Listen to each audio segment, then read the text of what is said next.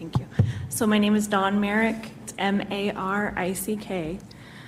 So good afternoon. My name is Dawn Marick. I've been a Vancouver resident my entire life. Like Dee Dee, I went to Hudson's Bay High School. I went to Clark College for my associates in nursing and went to WSU for my bachelor's. I too work at PeaceHealth Southwest. I've been there for 15 years, so I have also grown up there. I started there as a brand new nurse.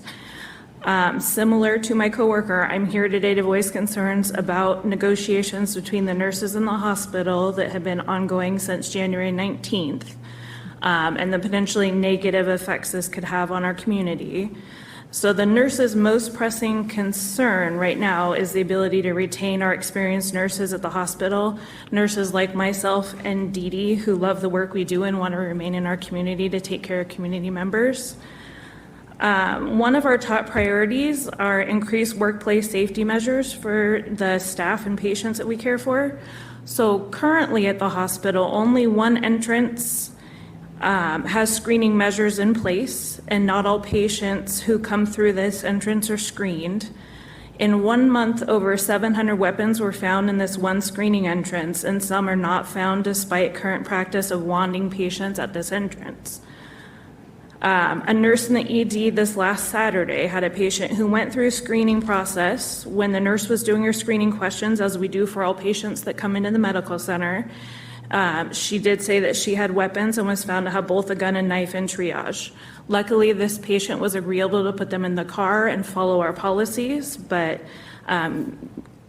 given the type of scenarios that are often high stress in the hospital, it's extremely risky to have patients that are able to make it into the facility with those.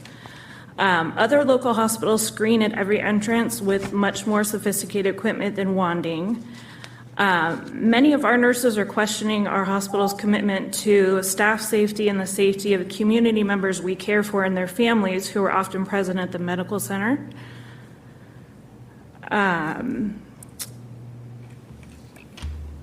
lost my place. If nurses don't see any movement in many of the open areas and negotiations by the hospital, I truly believe many of our dedicated, experienced nurses will move on. And if we don't get more competitive nurse-to-patient ratios and market comparable wages, which are the other priority items for the nurses during negotiations, recruiting nurses to take their places will be very, very difficult. Inability to retrain and recruit experienced nurses is a detriment to everyone in our community, and my hope is that with community support, we can work to get the commitment the nurses need from the hospital to stay and take care of our vulnerable community members. Thank you.